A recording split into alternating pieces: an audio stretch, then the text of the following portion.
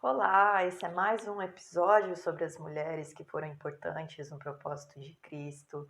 Hoje nós vamos falar sobre a Ruth. E a Ruth, apesar de não ser nem israelita, foi colocada na genealogia de Jesus. E hoje você vai entender um pouquinho mais por que o Senhor permitiu que isso acontecesse na linhagem do Messias. Bom, primeiro nós precisamos lembrar que a história de Ruth ela acontece na era de Juízes. E o livro de Juízes, ele é marcado por histórias em que o povo vivia situações segundo aquilo que eles consideravam que era justo. Eles não observavam a lei com tanta integridade e de momentos em momentos o Senhor permitia que a terra fosse assolada por fome, por guerras, por conflitos com os povos que ainda habitavam na terra de Canaã, porque foi um período que o povo ainda estava ocupando pouco a pouco a terra de Canaã. E quando vinha a fome e os conflitos, o povo se lembrava do Deus de Abraão, Isaque e Jacó, e o Senhor então levantava algum profeta ou um juiz ou um guerreiro para defender os territórios que Israel já tinha tomado posse e então trazer conserto sobre o povo. E em uma dessas lacunas em que o povo estava vivendo em desobediência, a terra de Israel estava passando por uma grande fome e um dos homens de Israel, chamado Emeleque, ele se muda com a sua família, sua esposa Noemi e seus dois filhos, para uma cidade na terra dos Moabitas. Lembre-se que Moabe e Amon eram os filhos gerados de Ló com as suas filhas depois que eles saíram fugidos do território de Sodoma e Gomorra, a comando dos anjos que avisaram eles de que Sodoma e Gomorra sofreria o juízo do Senhor.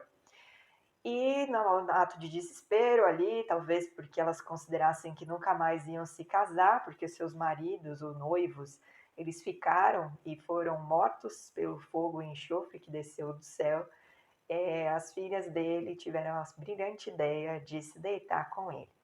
E aí, dessa união, vieram dois descendentes, Moabe e Amon, e os moabitas e os amonitas, eles ocuparam territórios próximos à região em que fica a terra de Canaã. Quando Deus tirou o povo do Egito, o povo de Israel do Egito, ele permitiu que Israel passasse pelos territórios, mas com a condição de não atacar nem oprimir, porque Deus abençoava esses povos por conta de Ló.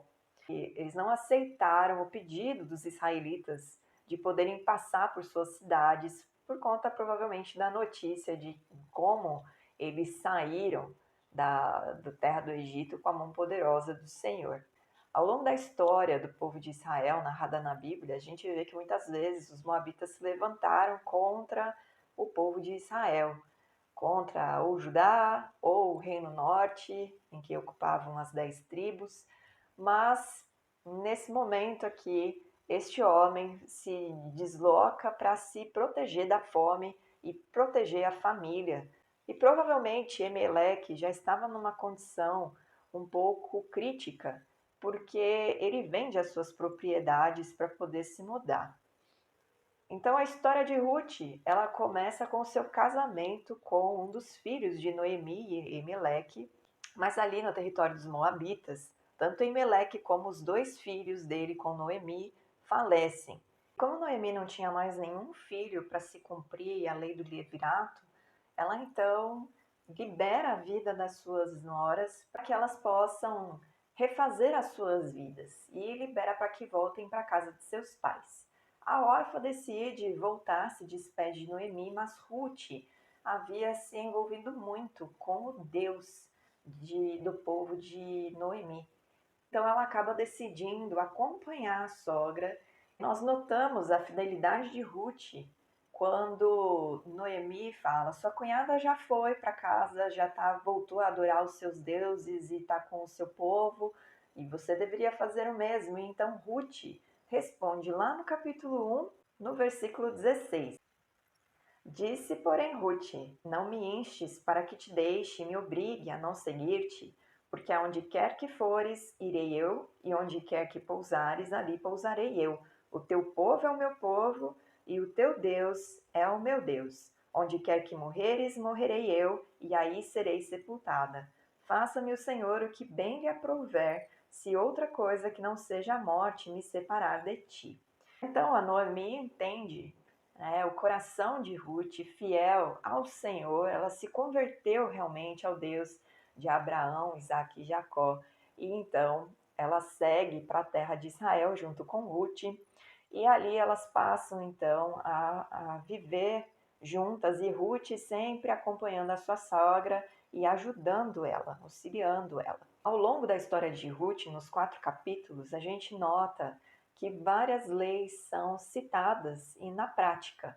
Então, o cumprimento do povo de deixar as espigas e deixar frutos nos campos para que estrangeiros, viúvas, órfãos possam se alimentar, era cumprido, e Ruth foi recolher espigas, porque aquele tempo era tempo de colheita.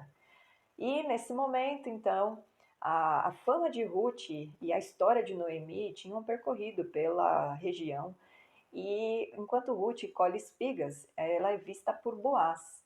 E aqui entra então um personagem importante para essa história, que é um dos resgatadores da família do marido de Noemi.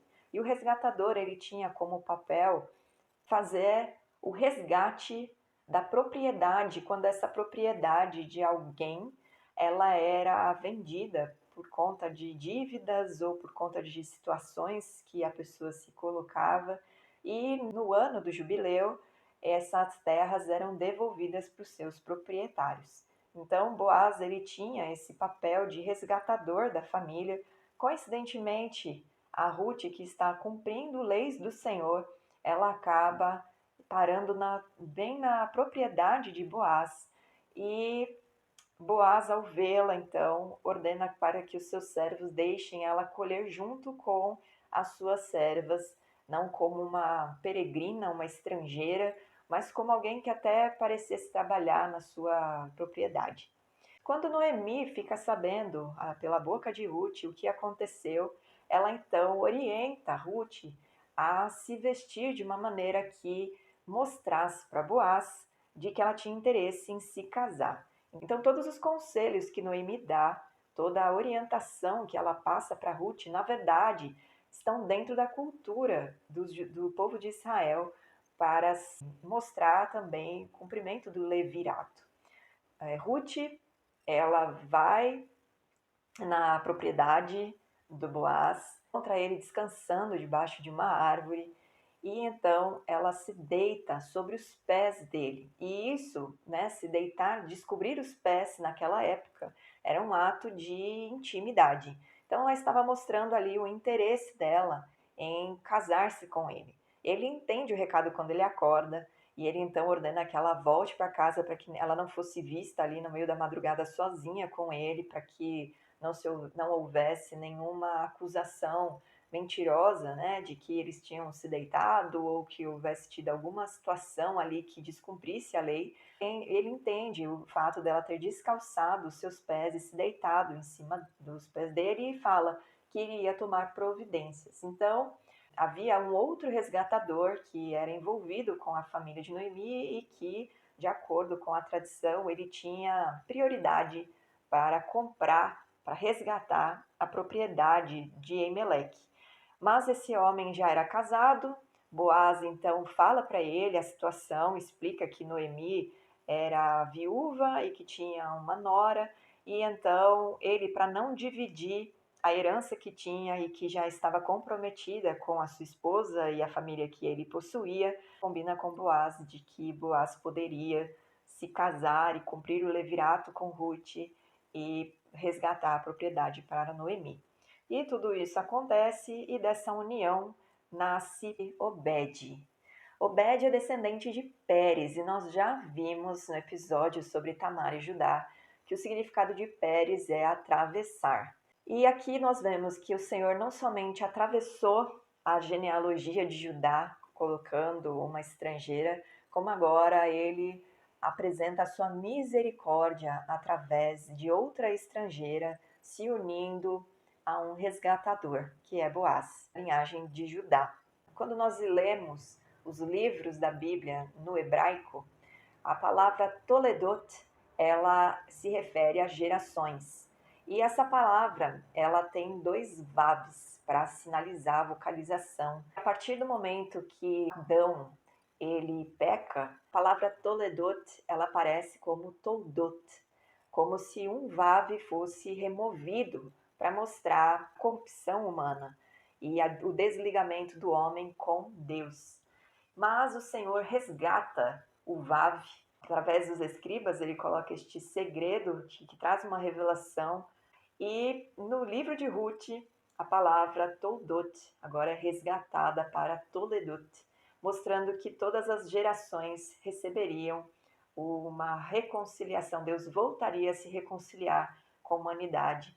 E da linhagem de Obed nasce Jessé, e de Jessé Davi é gerado, e a promessa do Messias vem sobre Davi, quando ele recebe a profecia do Senhor. Então escreve um cântico que está em 2 Reis, no capítulo 7, a partir do versículo 18. E depois várias revelações a respeito do Messias são dadas a Davi, que escreve salmos, como o Salmo 69, o Salmo 110. Então o papel dessa estrangeira, na verdade, revela a promessa do Senhor de reconciliação com todos os povos, porque uma estrangeira aceita o Senhor, Criador dos céus e da terra, o Deus de Abraão, Isaque e Jacó, como o Senhor da sua vida, o Deus da sua vida. Ela se coloca como parte do povo de Deus e ela então recebe essa dádiva de participar da genealogia do Messias, trazendo redenção e misericórdia para todos os povos e nações, além do povo de Israel. Espero que essa passagem tenha te ensinado ainda mais coisas, que o Senhor te abençoe e até a próxima.